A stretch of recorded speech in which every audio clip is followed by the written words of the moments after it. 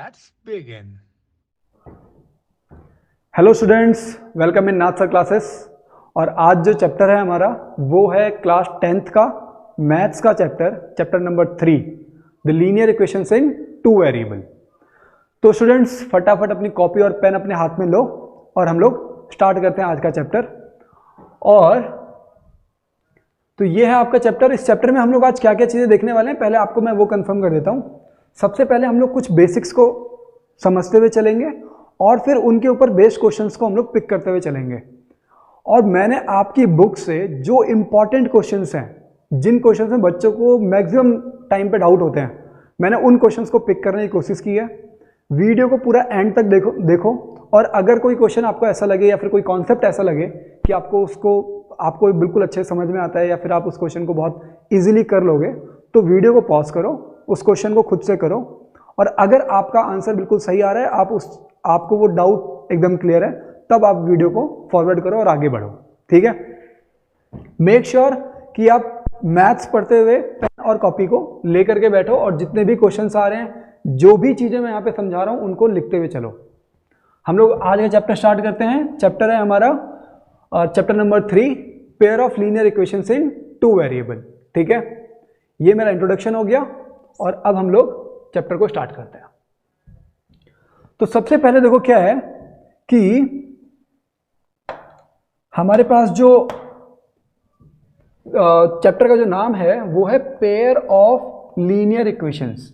तो सबसे पहले ये समझो कि पेयर किसको बोला जाता है। तो पेयर बोलते हैं जहां पे क्या हो, दो चीजें हो। बात आ रही है समझ में? जहां पे दो चीज, जैसे पेयर ऑफ शूज में कितने शूज होते हैं? 2 शूज होते हैं। अब पेयर ऑफ बनाना तो दो बनाना आ गए। पेयर ऑफ शर्ट मतलब 2 शर्ट आ गई। तो मतलब जहां भी पेयर वर्ड यूज हो रहा है वहां पे दो चीजें होने वाली हैं। अब pair of what? Linear equations. क्या चीज है? Linear equations. तो लीनियर इक्वेशंस है तो मतलब पावर क्या हो जाएगी? अगर आपके पास लीनियर इक्वेशंस गिवन है तो पावर कितनी हो जाएगी? जो वेरिएबल की जो पावर होगी वो हो जाएगी 1। क्या हो जाएगी? पावर जो है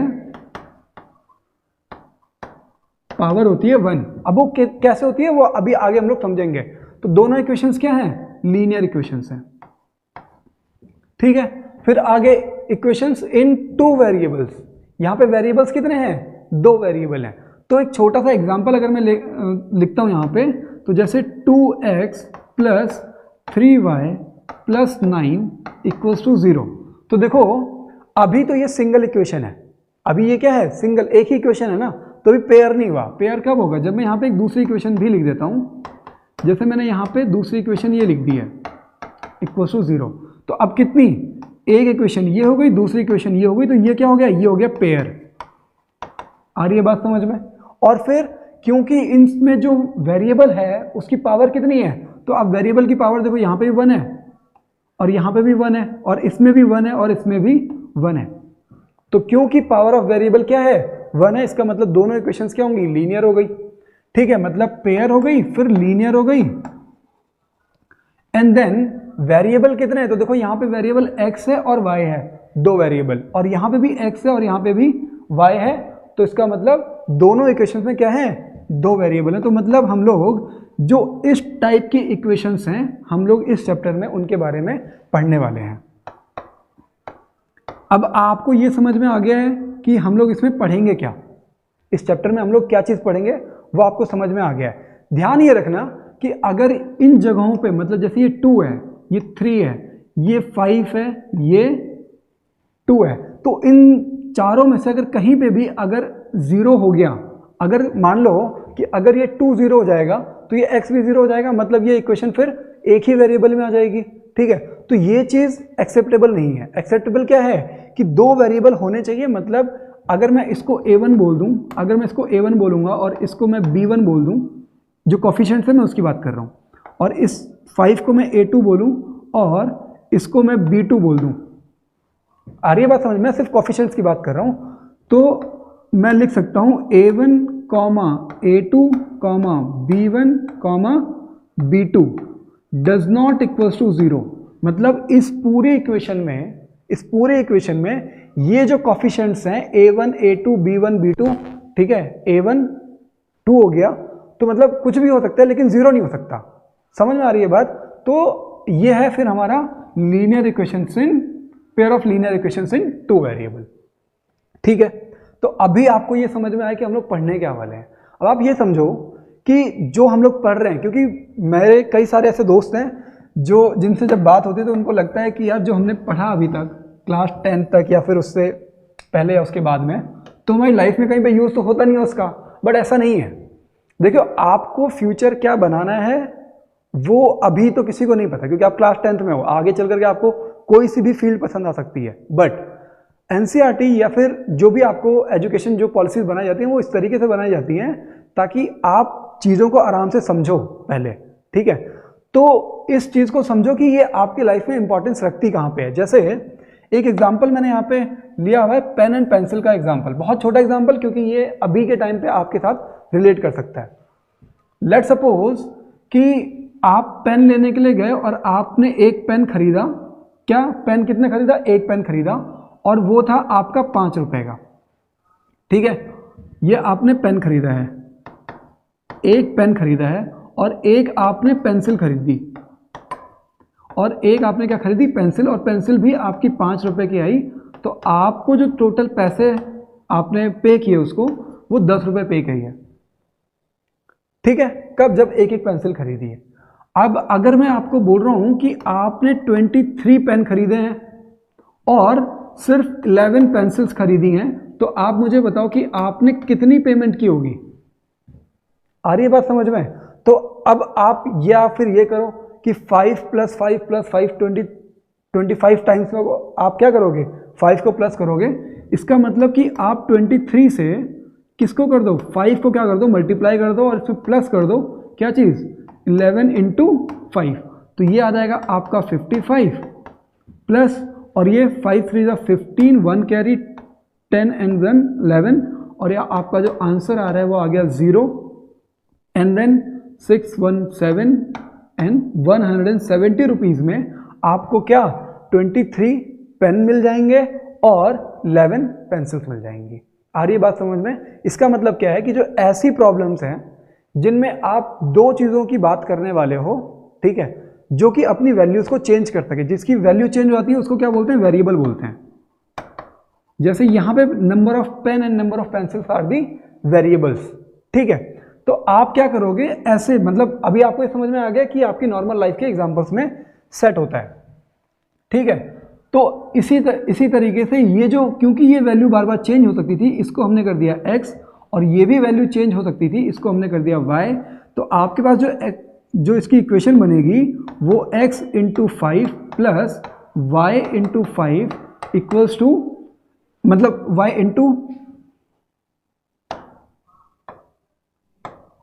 5। ठीक है, तो ये आपकी क्या बन जाएगी? इक्वेशन बन जाएगी कि आपको अगर अलग अलग नंबर ऑफ पेंसिल्स या फिर पेन चाहिए हो तो आपको टोटल कितनी पेमेंट करनी पड़ेगी, तो उसकी इक्वेशन ये है। आ रही है बात समझ में अभी तक? चलो, अब आप ये सोचोगे कि अच्छा जो तीसरी टर्म होती है उसका कैसे यूज़ होगा।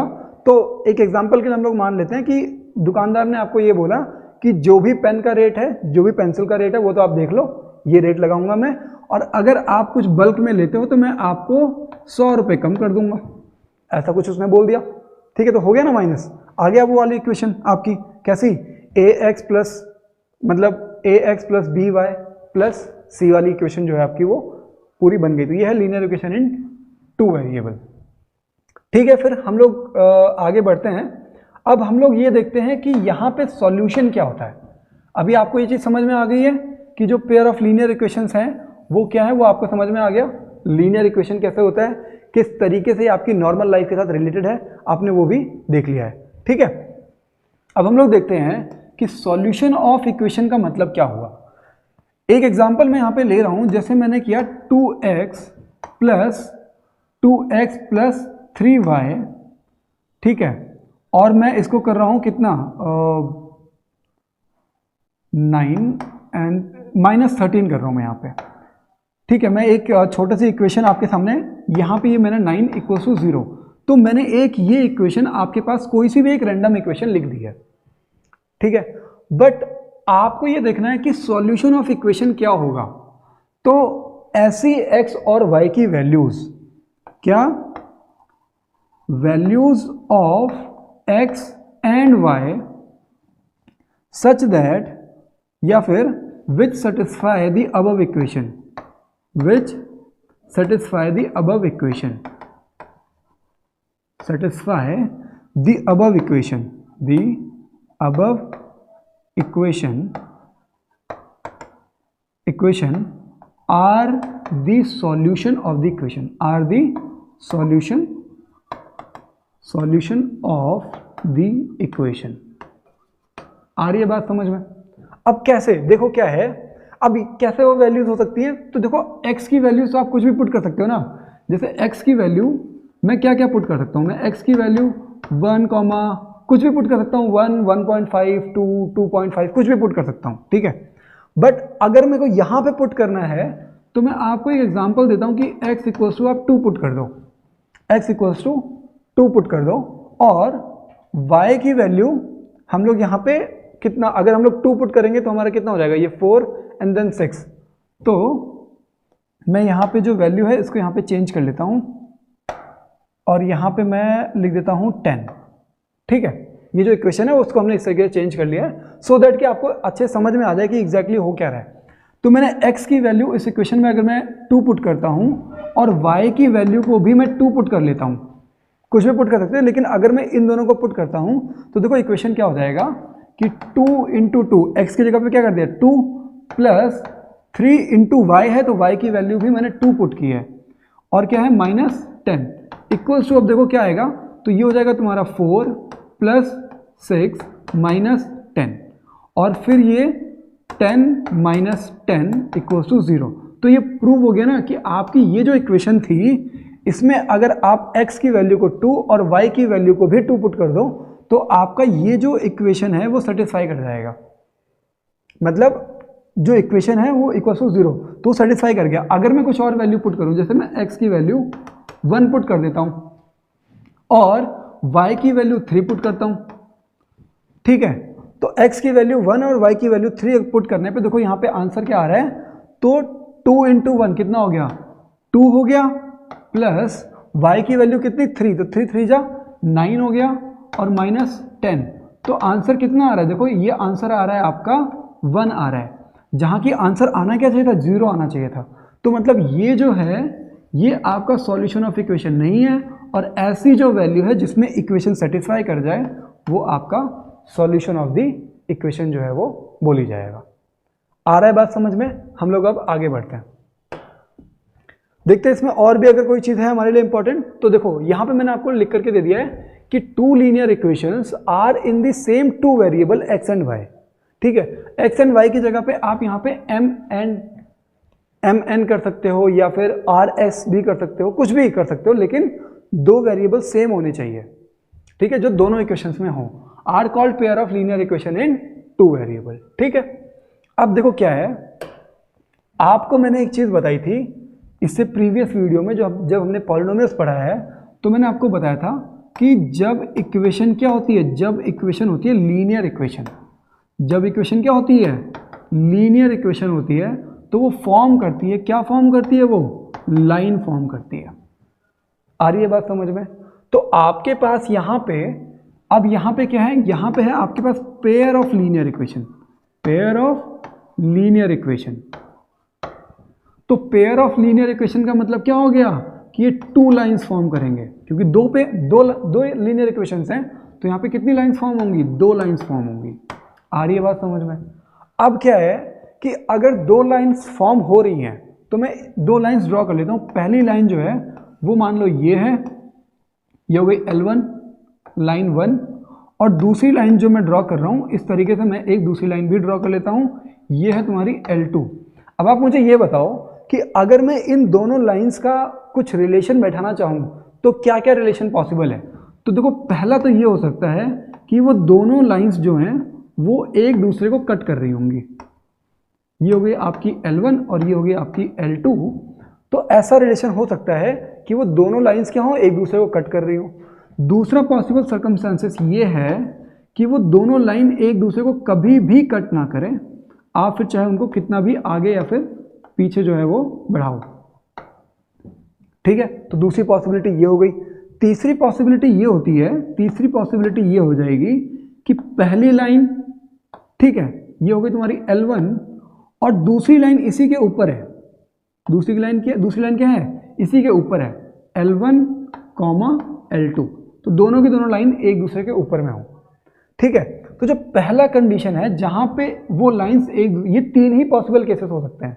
अगर दो लाइंस आपके पास हैं तो उसके पॉसिबल केसेस कितने, तीन ही हो सकते हैं। या तो वो दोनों एक दूसरे को कट कर रही हो, या फिर वो एक दूसरे के साथ पैरेलल हों। जब पैरेलल होंगी तो कहीं पे भी इंटरसेक्ट नहीं करेंगी, और जब वो कट कर रही होंगी तो एक ही जगह पे कट कर रही होंगी। और या फिर कि वो दोनों लाइनें एक दूसरे के ऊपर हों, एक दूसरे के साथ ही मूव कर रही हो, तो यहाँ पे क्या होगा, बहुत सारे जो पॉइंट्स हैं वो उनके कॉमन पॉइंट्स हो जाएंगे। तो हम लोगों ने यहाँ से क्या देखा कि या तो फिर वो इंटरसेक्टिंग लाइंस होंगी जो कि एक दूसरे को इंटरसेक्ट कर रही होंगी, या फिर वो पैरेलल लाइंस होंगी एक दूसरे के पैरेलल जो कि कभी भी इंटरसेक्ट नहीं करेंगी, या फिर कोइंसिडेंट मतलब एक दूसरे के ऊपर जिनमें इनफाइनाइटली कॉमन पॉइंट्स होंगे। ठीक है, मतलब दोनों लाइंस में ऐसे पॉइंट्स होंगे जो दोनों लाइंस में आ रहे होंगे इनफाइनाइटली। यहाँ पे सिर्फ एक पॉइंट ऐसा है जो कि दोनों लाइन पे आ रहा है, और यहाँ पे एक भी पॉइंट ऐसा नहीं है जो कि दोनों लाइन पे आ रहा हो। ठीक है, तो आपको ये समझ में आ गया कि पैरेलल क्या हुआ, तो ये पैरेलल है, कोइंसिडेंट तो कोइंसिडेंट ये है, और फिर इंटरसेक्टिंग तो इंटरसेक्टिंग ये है। आ रही है बात समझ में? हम लोग आगे चलते हैं। अब क्या है, यहां पे मैंने फिर एक एग्जांपल ले लिया है।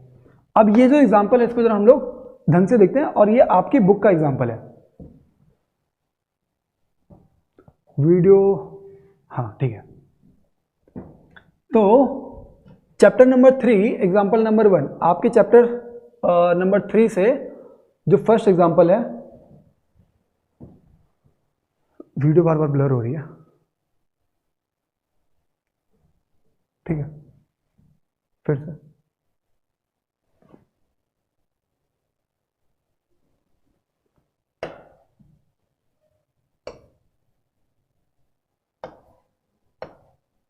हाँ अभी ठीक है, ठीक है। हाँ, तो यहाँ पे ये आपका चैप्टर नंबर 3 का एग्जांपल नंबर 1 है, और इसमें बोल रहा है कि Akhila goes to a fair with ₹20। तो उसके पास कितने रुपीस हैं? अखिला, मैं यहाँ पे लिख रहा हूँ, अखिला हैव मनी। कितने रुपीस हैं उसके पास? 20 रुपीज ही हैं। ठीक है, and wants to have ride on the giant wheel and play hoopla। ठीक है, रिप्रेजेंट, तो मतलब उसके पास 20 रुपए हैं, और 20 रुपए से वो क्या क्या चाह रही है कि वो एक तो जाइंट व्हील की राइड ले ले, और दूसरा कि वो हुपला भी खेल ले। ठीक है, तो जाइंट व्हील वो जो बड़ा सा होता है, और हुपला जिसमें वो शायद रिंग फेंकने वाला जो होता है उसके लिए होता है हुपला। तो represent this situation bye algebraically and graphically. ठीक है, तो जब वो बोल रहा है एल्जेब्रिकली, तो इसका मतलब ये हुआ कि एक तो आप जो वर्ड फॉर्म में इक्वेशन को डेवलप करते हो, मतलब जो पॉलिनोमियल की फॉर्म में जो होता है वो हो गया, और दूसरा वो बोल रहा है कि इसको ग्राफिकली भी रिप्रेजेंट करो। ठीक है, तो हम लोग इसको देखते हैं कैसे होगा। अगर मैं मान लूं कि क्या है, cost of one ride of giant wheel, क्या है, cost of ride on giant wheel, उसको हम लोग x मान लेते हैं। ठीक है, सिमिलरली कॉस्ट ऑफ क्या, play hoopla, cost of hoopla लिख देता हूं मैं यहाँ पे, और उसको हम लोग y मान लेते हैं। एक हमने x मान लिया और एक हमने y मान लिया। अब क्या है, तो देखो x एंड y का जो आपका इक्वेशन बनेगा वो क्या बनेगा कि अगर उसने जितना भी राइड लिया होगा उसने, ठीक है, उसको आप मल्टीप्लाई कर दोगे x के साथ, प्लस जो भी आपका हुपला में उसने जितना भी हुपला खेला होगा उसको y के साथ, तो आपका आंसर आना चाहिए कितना, 20। wants to have ride on giant wheel, तो giant wheel and play hoopla represent this situation algebraically and graphically। तो ये क्या हो जाएगा, अगर मैं यहाँ पे इसको सॉल्व करूँ तो इस तरीके से ये आपका एक इक्वेशन बन गई। और अगर आप इस इक्वेशन को रिप्रेजेंट करना चाहते हो ग्राफ पे तो कैसे करेंगे, देखो आप क्या करो कि x एंड y का एक कॉलम बना लो, ठीक है। और क्योंकि आप एक चीज़ ध्यान ये रखोगे, ध्यान ये रखना कि जब आपका लीनियर इक्वेशन हो, क्या हो, जब आपका लीनियर इक्वेशन हो तो आपको 2 पॉइंट चाहिए होते हैं। मतलब समझो पहले इस चीज़ को, क्योंकि पहला क्वेश्चन ही है तो 2-3 चीज़ें अभी समझ लो कि जैसे मुझे एक लाइन ड्रॉ करनी है, क्या ड्रॉ करनी है, एक लाइन ड्रॉ करनी है, क्योंकि लीनियर इक्वेशन है तो लाइन ही ड्रॉ होगी। तो अगर मैं एक पॉइंट आपको दूं तो इस पॉइंट से आप इनफाइनाइट नंबर ऑफ लाइंस को ड्रॉ कर सकते हो। आ रही है बात समझ में, कितनी भी, जितनी चाहो आप उतनी लाइंस को ड्रॉ कर सकते हो, ठीक है। लेकिन अगर मैं आपको बोलूं कि 2 पॉइंट्स हैं आपके पास, 2 पॉइंट्स अगर मैं दे दूं तो इन 2 पॉइंट से सिर्फ और सिर्फ एक ही लाइन जो है वो इन दोनों पॉइंट से फ्लो हो पाएगी। इन दोनों पॉइंट से, मतलब 2 पॉइंट से ना, एक ये और एक ये, तो सिर्फ एक ही लाइन है जो कि इनसे पास हो पाएगी। दूसरी कोई भी लाइन या फिर इससे पास होगी या फिर इससे पास होगी। आ रही है बात समझ में। इसका मतलब क्या है कि अगर आपके पास क्या हो, लीनियर इक्वेशन हो, तो आपको मिनिमम कितने पॉइंट चाहिए, 2 पॉइंट चाहिए। तो 2 पॉइंट्स आप निकाल लेते हैं। मानो कि अगर मैं ये x की वैल्यू 0 पुट कर दूंगा या फिर मैं x की वैल्यू 10 पुट कर लेता हूं। इस इक्वेशन में मैं x की वैल्यू 10 पुट कर रहा हूं, हाँ। तो इस इक्वेशन में मैंने x की वैल्यू क्या पुट की है, 10 पुट की है। तो देखो क्या होगा, ये इक्वेशन आपका इस तरीके से लिखा जाएगा कि 10 plus y 10 plus y equals to 20, ठीक है। तो y की वैल्यू देखो क्या आ रही है, तो y इक्वल्स टू आ जाएगा आपका 20 माइनस 10 इक्वल्स टू 10। तो y की वैल्यू कितनी आ रही है, 10 आ रही है। तो मैं इस इक्वेशन में यहाँ पे लिख देता हूँ कि y की वैल्यू भी 10 आ रही है। फिर अगर मैं x की वैल्यू कितनी रख दूँ, अगर मैं x की वैल्यू रख दूंगा 12 रख देता हूँ, मैं x की वैल्यू में 12 रख देता हूँ। तो देखो दोबारा देखते हैं हम लोग कि x की वैल्यू मैंने 12 रख दी है, plus y, x plus y equals to 20 है ना। तो y की वैल्यू यहाँ से आ जाएगी आपकी 20 माइनस 12 विच इज 8। तो y की वैल्यू कितनी आ रही है आपकी, 8 आ रही है। तो ये आपने क्या कर लिया, 2 पॉइंट्स आपने इस लीनियर इक्वेशन के आपने 2 पॉइंट्स आपने बना लिए, ठीक है। अब हम लोग क्या देखते हैं कि इसको ग्राफ पे रिप्रेजेंट कैसे करोगे। तो ये पॉइंट्स कैसे फाइंड करते हैं वो आपको मैंने बता दिया है। अब मैं आपको बताना चाह रहा हूं कि इसको मैं यहां पे शिफ्ट कर लेता हूं, ठीक है। इस तरीके से कैलकुलेट करने का आपका तरीका हो जाएगा कि अगर आप कैलकुलेट करना चाहोगे कि कैसे कैलकुलेट करते हैं तो वो तरीका ये है। अगर आप ग्राफ में रिप्रेजेंट करना चाहो तो सबसे पहले आपके पास एक ग्राफ होना चाहिए। ये हो गया आपका x axis and y axis, ठीक है। ये हो गया आपका प्लस x और ये हो गया आपका माइनस x, ठीक है। ध्यान रखना कि ग्राफ बनाते समय ये जो एरोज हैं, इन एरोज को मेंशन करना ज़रूरी है। क्यों, क्योंकि ये जो एक्सिस हैं ये बहुत दूर तक जाती है ना, इनफाइनाइटली ट्रेवल करती हैं, ठीक है। तो इसलिए इन पे ये एरो होना ज़रूरी है। ये प्लस y हो जाएगा और ये माइनस y हो जाएगा। मैं यहाँ पे नंबरिंग कर रहा हूँ 2, 4, 6, 8, 10, 12।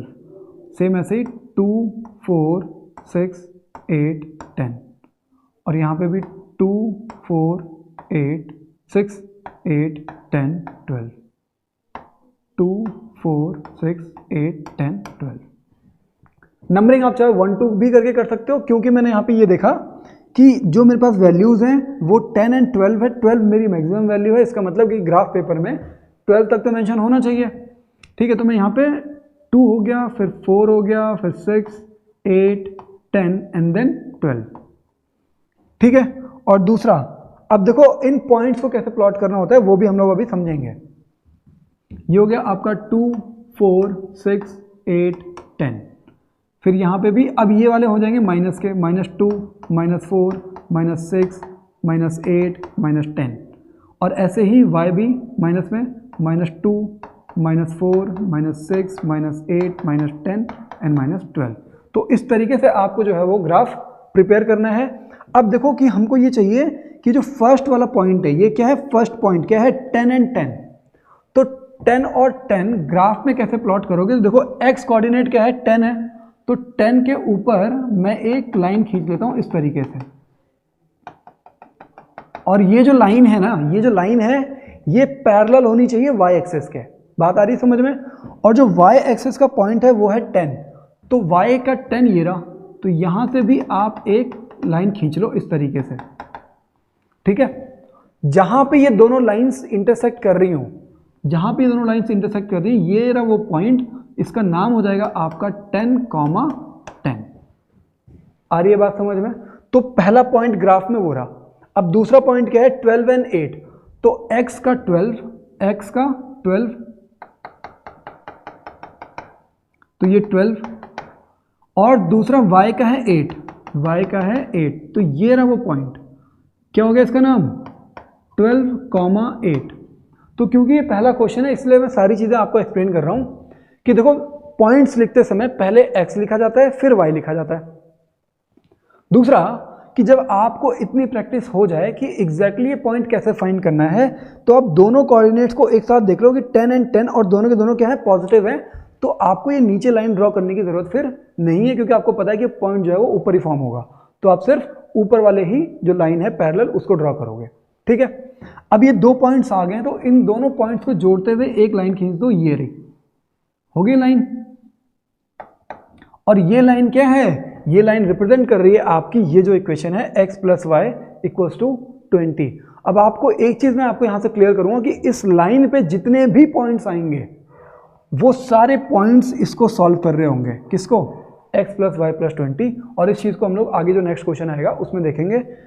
इसके बाद जब आप इस तरीके से प्लॉट कर लोगे तो इसके बाद एक और चीज करनी पड़ती है, वो ये कि जो भी इक्वेशन थी जैसे x + y = 20, ये इस लाइन के ऊपर इक्वेशन को आपको मेंशन करना होता है। आ रही है बात समझ में? तो आप देख सकते हो कि एक छोटा सा क्वेश्चन, इस क्वेश्चन में टाइम कंज्यूमिंग इसलिए रहा क्योंकि ये आपका पहला क्वेश्चन है, और मैं चाह रहा हूं कि आपको पहले क्वेश्चन में जितने भी बेसिक डिटेल्स हैं, चाहे वो फाइंडिंग द कोऑर्डिनेट्स हो गया, चाहे रिप्रेजेंटिंग ऑन ग्राफ हो गया, सारी चीजें आपको पता लग जाए। हम लोग चलते हैं अब नेक्स्ट क्वेश्चन पे, ठीक है। तो नेक्स्ट क्वेश्चन है हमारा क्या, एग्जाम्पल नंबर 2, रोमिला क्या है, Romila went to a stationery shop and purchase 2 pencil and 3 erasers for ₹9, ठीक है। तो देखो क्या है कि वो क्या क्या चीज़ें खरीद रही है, तो एक तो वो पेंसिल खरीद रही है और दूसरा उसको इरेजर खरीदना है, ठीक है। पेंसिल खरीदनी है 2, इरेजर खरीदने हैं 3, और उनकी कॉस्ट आएगी 9 रुपये, ठीक है।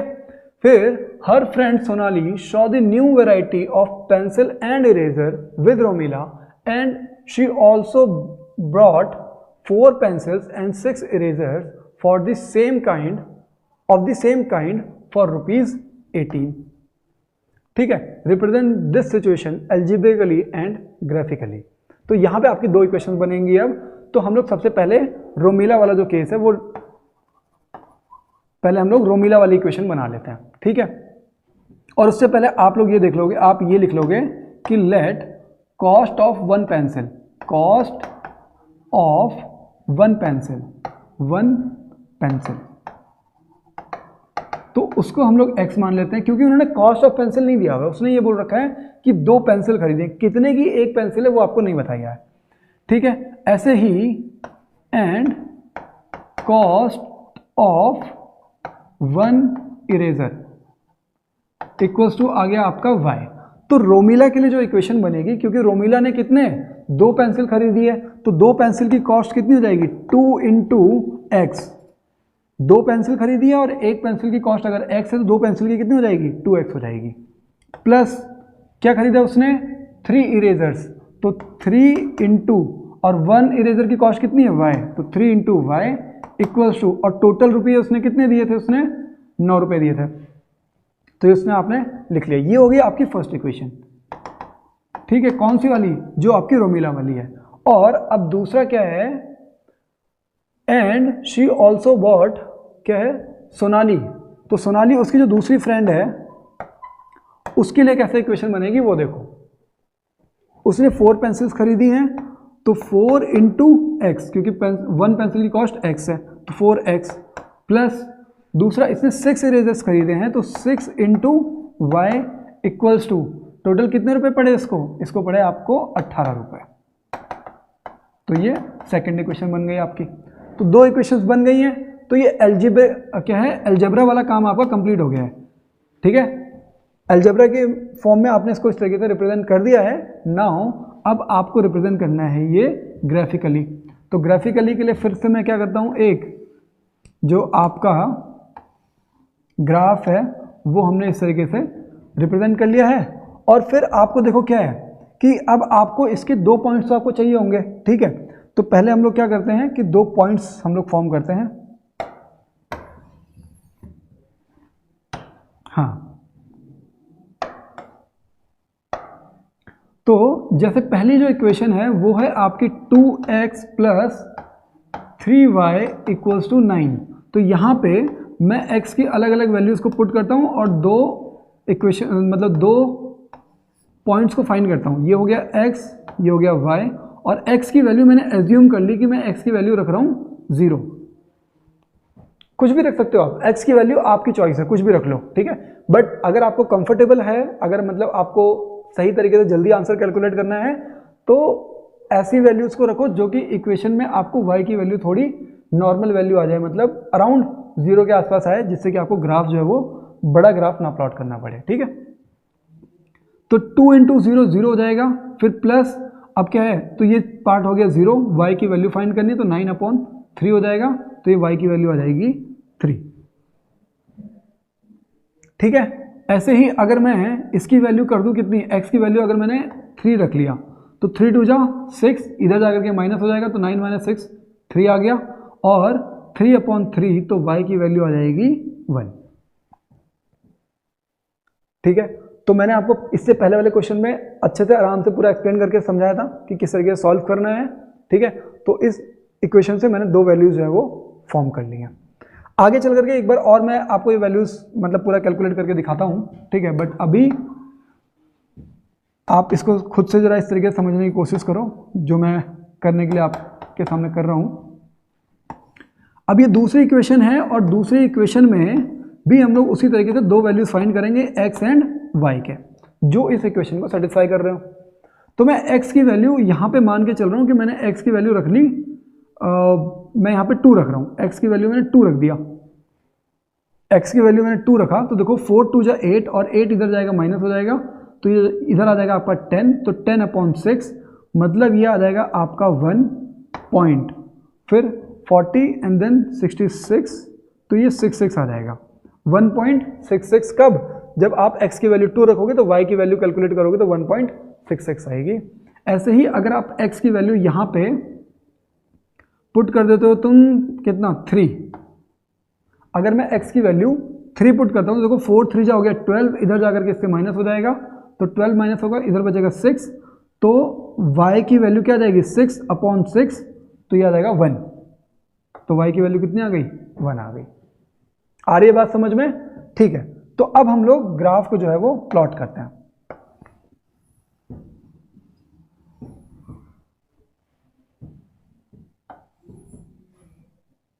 हाँ, तो ग्राफ को अब हम लोग प्लॉट करते हैं। ग्राफ प्लॉट करने के लिए सबसे पहले हमने x axis y axis and x axis बना लिया है। ठीक है, और अब देखो कि इसमें क्या हुआ कि देखो मेरी मैक्सिमम वैल्यूज कहाँ तक जा रही है, 3 तक जा रही है मेरी मैक्सिमम वैल्यूज। तो मतलब आप थोड़ा जो ग्राफ है उसको ओपन करके इस तरीके से बना सकते हो कि ये 1 2 3। ठीक है,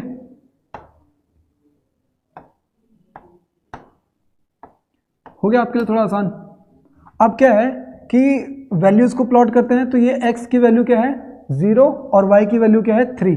तो पहले वाली इक्वेशन से x की वैल्यू 0 एंड 3, तो x की वैल्यू 0 यहाँ पे है तो ये लाइन खिंच गई, और y की वैल्यू है 3, तो वो 3 कहाँ पे, यहाँ पे है, यहाँ पे। तो मतलब ये जो पॉइंट है यहाँ के कोऑर्डिनेट हो जाएंगे 0,3। ठीक है, अब दूसरा पॉइंट x की वैल्यू 3 एंड y की वैल्यू 1, तो x की वैल्यू हो गई आपकी 3 एंड y की वैल्यू हो गई 1, तो ये वाला पॉइंट है, तो 3,1। अब इन दोनों पॉइंट्स को जोड़ते हुए एक लाइन खींच दोगे क्या, तो ये आगे वो लाइन, ठीक है। इस तरीके से आपने एक लाइन खींच दी है। और अब इस वाले पॉइंट्स को देखते हैं हम लोग, तो इसके हैं आपके 2 एंड 1.66, तो x की वैल्यू 2 एंड y की वैल्यू 1.66, 1.66 सम यहाँ पे कहीं पे होगा, तो ये हो गया आपका, और इसको आप लिखोगे 2,1.66 या 1.67 कर सकते हो, ठीक है। तो एक पॉइंट आ गया। दूसरा पॉइंट क्या है, 3 एंड 1, तो 3 एंड 1 यही वाला पॉइंट है, तो मतलब इन दोनों से ज्वाइन करते हुए आप एक लाइन इस तरीके से खींच दोगे, ठीक है। तो इस तरीके से आपका जो ग्राफ है वो प्लॉट हो जाएगा कि एक लाइन तो आपकी ये जा रही है, ये वाली लाइन, और एक लाइन जा रही है ये। तो इस वाली लाइन के ऊपर आप जो इसका इक्वेशन है वो लिख देंगे हम लोग यहाँ पे, और वो इक्वेशन क्या है, 2x plus 3y equals to 9। तो ये इसकी इक्वेशन हो गई, और इस लाइन के ऊपर आप इसकी इक्वेशन लिख दोगे, तो इसकी इक्वेशन क्या है, 4x plus 6y equals to 18। तो ये इसकी इक्वेशन हो गई, ठीक है। तो ये है इस क्वेश्चन का पूरा आंसर, ठीक है। और ये क्वेश्चन आपको देखो, अगर आप इसमें ये पूछो कि इसे मार्किंग कैसे होती है, तो मैं बोलूँगा कि ये जो पूरा पार्ट है इसके 1 मार्क्स हैं, और ये जो पूरा पार्ट आपने यहाँ से यहाँ तक किया इसके भी 1 मार्क्स हैं, और जो आपने ये प्लॉट किया इसके भी आपके 1 मार्क्स। मतलब ये जो क्वेश्चन था ये टोटल 3 मार्क्स का क्वेश्चन है। आ रही है बात समझ में? तो इस तरीके से जो क्वेश्चंस को हैं हम लोग इस एक्सरसाइज के क्वेश्चंस को इस तरीके से कर सकते हैं। हम लोग नेक्स्ट क्वेश्चन पे चलते हैं। अब ये है आपका एक्सरसाइज का question, the cost of 2 kg of apples and 1 kg of grapes on a day was found to be 160। तो मतलब क्या बोलना चाह रहा है कि किसी एक दिन अगर आपने बाय किया है 1 किलो क्या ग्रेप्स और 2 किलो खरीदे हैं आपने सेब, तो आपको मिल रहा है कितने रुपए पे करने पड़ रहे हैं, 160। After a month the cost of 4 kg of apples and 2 kg of grapes is 300। Represent this situation algebraically and graphically. ठीक है, ठीक है। तो हम लोग इसको स्टार्ट करते हैं। तो देखो स्टार्ट क्या है, क्योंकि ये कॉस्ट ऑफ किसकी बात कर रहा है, ये कर रहा है एप्पल्स की बात कर रहा है, और ये बात कर रहा है ग्रेप्स की, ठीक है। सेब और अंगूर की ये बात कर रहा है, तो और 2 किलो 1 किलो इस तरीके से बात करें, तो हम लोगों को क्योंकि 1 kg ऑफ ग्रेप्स का या फिर 1 kg ऑफ एप्पल्स का रेट नहीं पता, तो हम लोग वो एज्यूम करते हैं क्या, let cost of 1 kg of apple is x rupees. आ रही है बात समझ में? And what cost of 1 kg of grapes is y। ठीक है, तो उसने कितना खरीदा, 2 किलो उसने एप्पल खरीदा, 2 किलो एप्पल का रेट कितना हो जाएगा, 2 × x हो जाएगा, प्लस और 1 किलो उसने खरीदा ग्रेप्स, तो 1 × हो जाएगा तुम्हारा y, और कितने रुपए पे किए हैं, तो 160 रुपीज। तो ये हो गया आपके फर्स्ट इक्वेशन। आफ्टर 1 मंथ उसने 4 किलो खरीदे सेब, तो 4 × x प्लस दूसरा 2 kg खरीदे उसने ग्रेप्स, तो 2 × y, और ये जो आपको पे करना पड़ा है इसको, वो पे करना पड़ा है 300 रुपीज। ठीक है ना, कब, आफ्टर 1 मंथ, आफ्टर 1 मंथ। तो 2 इक्वेशंस बन गई। अब ये आपको रिप्रेजेंट करना है ग्राफिकली एंड अलजेब्रा में, तो आप क्या करोगे, देखो जो पहली इक्वेशन है इसके जो पॉइंट्स हैं वो हम लोग कैसे फाइंड करेंगे, तो देखो 2x plus y equals to 160, तो इसके हम लोग पॉइंट्स फाइंड करते हैं। तो जैसे सीधे सीधे मैंने यहाँ पे इस तरीके से टेबल बना लिया है, ये हो गया x, ये हो गया तुम्हारा y, और अगर इस इक्वेशन में, चलो यहाँ पे मैं सॉल्व करके दिखाता हूँ फिर इसको मिटा दूंगा। इस इक्वेशन में मैंने x की वैल्यू को रख लिया 4, अगर मैं सॉरी इस वाली इक्वेशन में अगर मैं x की वैल्यू को रख लेता हूँ 100, ठीक है 100 रख रहा हूँ मैं, तो क्या है, लेट x इक्वल्स टू 100। तो आपका देखो इक्वेशन क्या हो जाएगा कि 2 × 100 प्लस y इक्वल्स टू 160। आ रही है बात समझ में? तो 2 × 100 है, तो इसका मतलब ये क्या बन जाएगा, ये हो जाएगा आपका कितना, 2 × 100 हो गया तुम्हारा 200, ठीक है, प्लस वाई इक्वल्स टू 160, तो y की वैल्यू आ जाएगी, ये इधर से इधर जाएगा तो -40 जो है इसकी वैल्यू आ जाएगी। ठीक है, तो मतलब जब हम लोग ग्राफ में बनाएंगे तो ग्राफ में किस तरीके से बनेगा वो चीज़ हम लोग देखते हैं। तो x की वैल्यू हमने कितनी रखी थी, 100 रखी थी, तो y की वैल्यू आ रही थी तुम्हारी -40। ठीक है, अब दूसरी चीज़ कि अब दूसरी वैल्यू फाइंड करने के लिए मैं क्या करता हूँ कि मैं x की वैल्यू को कितना पुट कर लेता हूँ, x की वैल्यू को मैं पुट कर रहा हूँ 40 पुट कर लेता हूँ मैं, हाँ x की वैल्यू को मैं 40 पुट कर लेता हूँ। ठीक है, तो y की वैल्यू कैसे कैलकुलेट करेंगे हम लोग, तो देखो 2 इंटू एक्स कितना हो गया 40 प्लस y इक्वल्स टू कितना है तुम्हारा 160, तो ये हो जाएगा तुम्हारा y इक्वल्स टू 160 माइनस 80, तो y इक्वल्स टू आ रहा है तुम्हारा 80। ठीक है, तो जब आपने x की वैल्यू 40 पुट की है तो आपकी y की वैल्यू आ रही है 80। तो ये हमारा एक टेबल बन गया जो हमारी फर्स्ट वाली इक्वेशन है उसकी, ये फर्स्ट वाली इक्वेशन से हमारा काम हो गया। अब हम लोग नेक्स्ट वाली से फाइंड करते हैं, इसको मैं मिटा दे रहा हूं अभी। ठीक है, तो नेक्स्ट इक्वेशन देखो हमारी क्या है, नेक्स्ट इक्वेशन है हमारी 4x plus 2y equals to 300। ठीक है, और मैं यहां पे सबसे पहले मैं पुट कर रहा हूं, ये टेबल बना ली हमने एक, ये हो गया तुम्हारा x, ये हो गया तुम्हारा y, और मैंने क्या किया कि मैंने x की वैल्यू सबसे पहले इस इक्वेशन में पुट की है। मान लो अगर मैं पुट करता हूँ कितना 100 नहीं तो मैं 50 पुट करता हूँ एक बार, तो 54 जो होगा तुम्हारा 200, हाँ ठीक है, तो मैं कर रहा हूँ x की वैल्यू में 50 पुट कर रहा हूँ। ठीक है, देखो क्या है कि जब आपके पास इक्वेशंस होती हैं तो आपको नंबर ऑफ टाइम्स हिट करना पड़ेगा, हिट एंड ट्रायल चलता है जनरली, बट आपके पास अगर जब पता है आपको कि ये एक वैल्यू इतनी बड़ी वैल्यू है, तो यहाँ पे भी कुछ बड़ी वैल्यूज़ को अगर आप ट्राई करोगे तो आपके जो आंसर्स हैं वो थोड़े मतलब एक तरीके से ऐसे आंसर्स आएंगे कि आपको जो ग्राफ प्लॉटिंग में ज़्यादा दिक्कत नहीं होगी। ठीक है, और वो कैसे पता चलेगा, तो नंबर ऑफ टाइम्स को आपको एक्सरसाइज या फिर प्रैक्टिस बढ़ानी पड़ेगी। तो मैं x की वैल्यू अगर 50 पुट करता हूँ तो ये इक्वेशन क्या हो जाएगी कि 4 into 50 plus 2 into y equals to 300।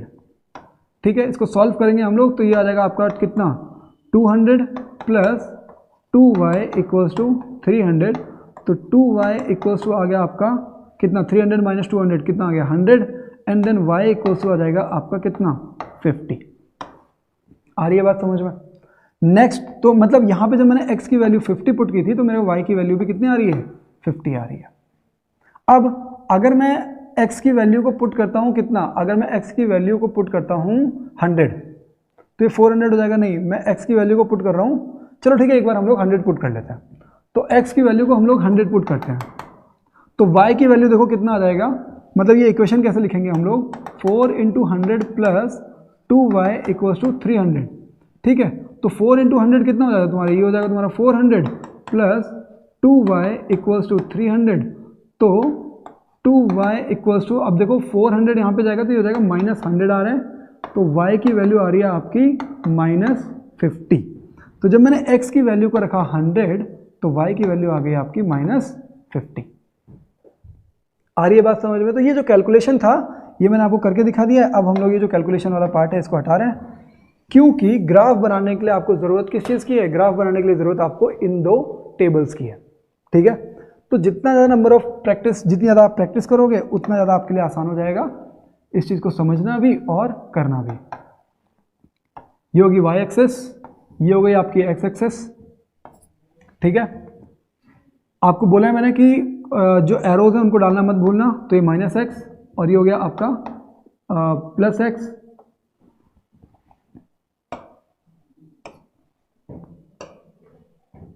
हाँ, तो ये इधर आ जाएगा आपका +x।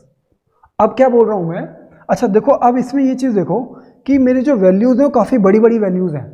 ठीक है, यहाँ पे ये वैल्यू 100 तक जा रही है और यहाँ पे ये भी वैल्यू 100 तक जा रही है, और माइनस में भी ये 40 और माइनस में 50 तक जा रहा है। तो मतलब आपको ग्राफ जो है, अगर मैं ग्राफ बनाऊंगा 20-20 का तो भी मेरे ख्याल से ये सही हो जाएगा, या फिर 10-10 का बनाऊंगा तो थोड़ा ज़्यादा कॉम्प्लिकेटेड सा लगेगा।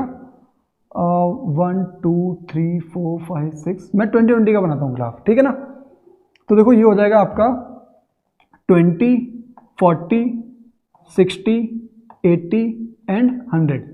ऐसे यहाँ पे भी, तो 20, 40, 60, 80 एंड 100, ऊपर 20, 40, 60, और y की वैल्यू भी तुम्हारी जा रही है क्या, 80 तक जा रही है, तो ये 80, ये मतलब जितना आपका वैल्यूज़ है वो तो आपके ग्राफ में वैल्यूज़ आनी चाहिए, ठीक है ना। तो आपको ग्राफ इस तरीके से सेट करना होता है। फिर यहाँ पे भी हो जाएगा, तो ये हो जाएगा आपका 20, 40, 60, 80 एंड 100, ठीक है। अब हम लोग क्या करते हैं, ड्रॉ करना शुरू कर देते हैं।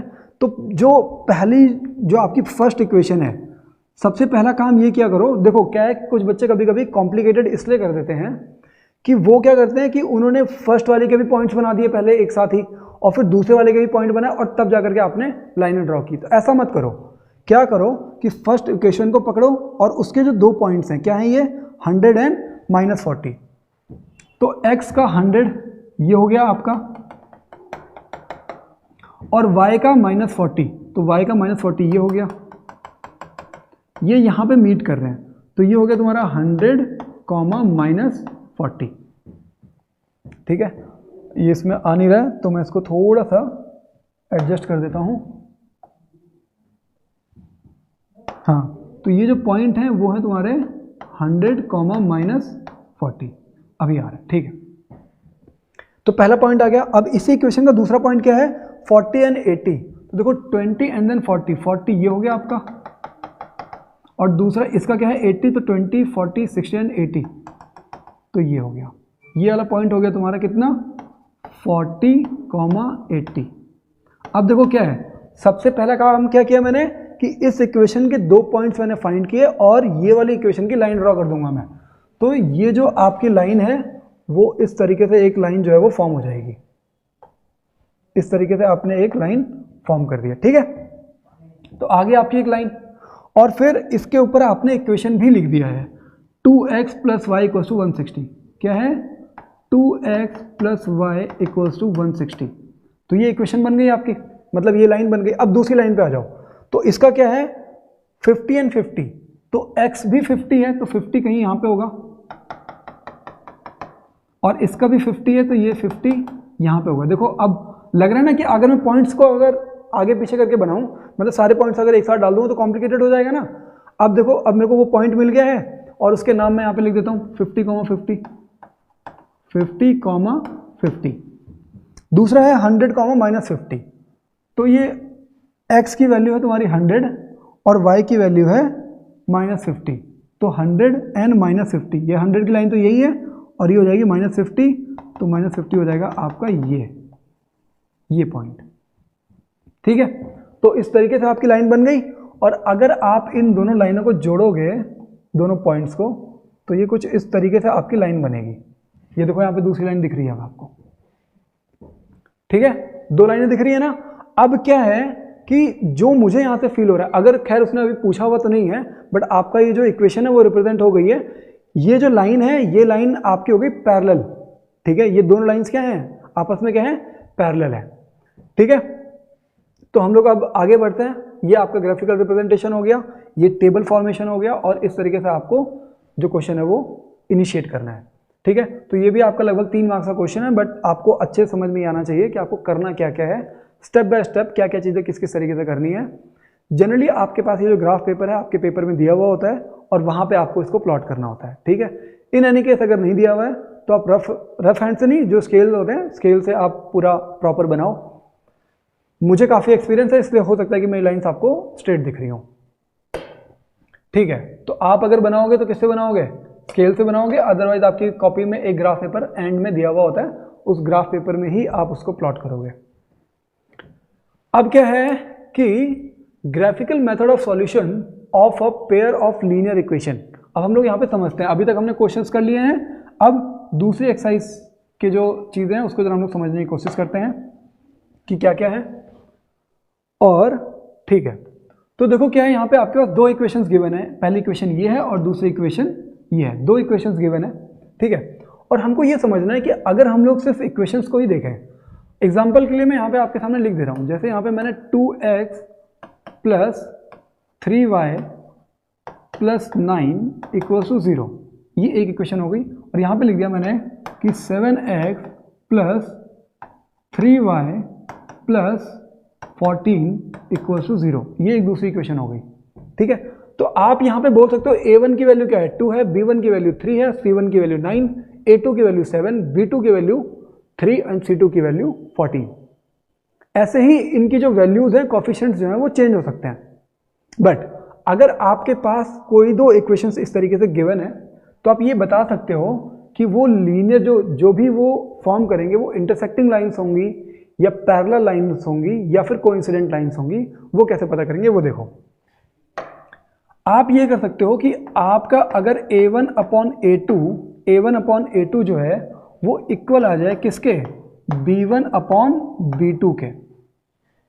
ठीक है, या फिर हम लोग स्टार्टिंग से करते हैं कि मान लो कि a1 upon a2 does not equal to b1 upon b2। इस तरीके से अगर हो जाए कि a1 upon a2 does not equal to b1 upon b2, तो इस कंडीशन में जो दो लीनियर पेयर ऑफ इक्वेशंस हैं उनसे जो फॉर्म लाइंस होंगी वो लाइंस होंगी आपकी इंटरसेक्टिंग लाइंस। क्या होंगी, इंटरसेक्टिंग लाइंस होंगी, इंटरसेक्टिंग लाइंस। और जो इंटरसेक्टिंग लाइंस होती हैं उनका वन सॉल्यूशन होता है। कितना सॉल्यूशन होता है, वन सॉल्यूशन। बात आ रही है समझ में, वन सॉल्यूशन। और इसको बोलते हैं आप लोग क्या, कंसिस्टेंट पेयर ऑफ इक्वेशन। क्या बोलते हैं, consistent pair of equation, pair of equation. आ रही बात समझ में। दूसरा, अगर ऐसा हो जाए कि a1 upon a2 equals to b1 upon b2 equals to b1 upon b2 but does not equals to c1 upon c2। a1 upon a2 तो b1 अपॉन b2 के इक्वल हो गया, बट वो c1 अपॉन c2 के equal नहीं है। तो ये जो लाइंस आपकी फॉर्म हो रही हैं ये लाइंस होती हैं पैरेलल। क्या होती है ये, पैरेलल लाइंस। ठीक है, और जो पैरेलल लाइंस होती हैं उनका नो सॉल्यूशन होता है। क्या होता है, नो सॉल्यूशन, नो सॉल्यूशन। और इनको बोलते हैं हम लोग इनकंसिस्टेंट पेयर ऑफ इक्वेशन। क्या, inconsistent pair of equation, pair of equation. आ रही है बात समझ में।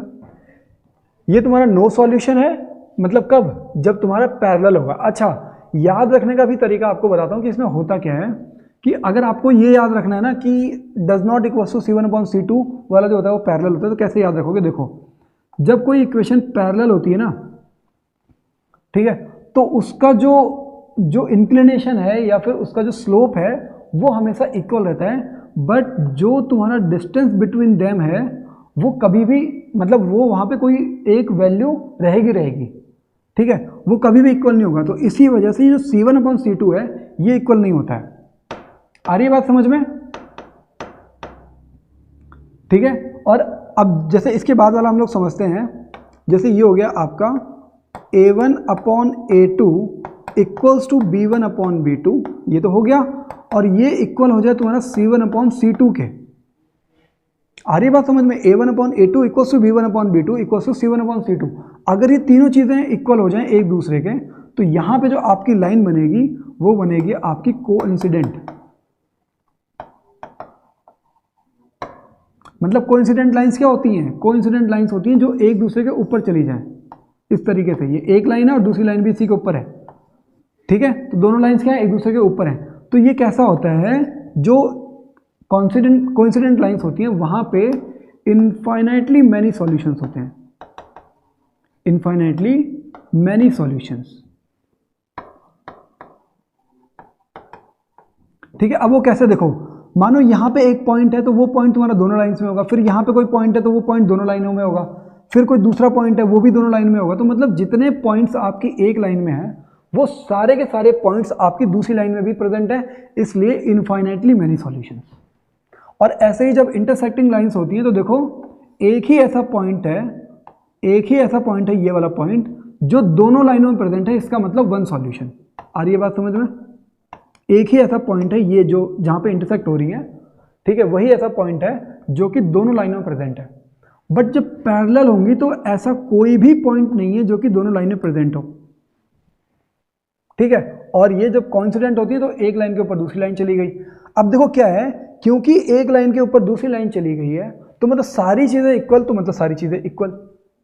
यहाँ पे क्या है कि यहाँ पे ये दोनों लाइनें एक दूसरे के हमेशा साथ साथ चलेंगी, बट बीच में एक डिस्टेंस बना हुआ रहेगा, तो क्योंकि वो डिस्टेंस बना हुआ है तो वो डिस्टेंस जो है वो इक्वल नहीं है, बाकी सारी चीज़ें क्या हैं, इक्वल है।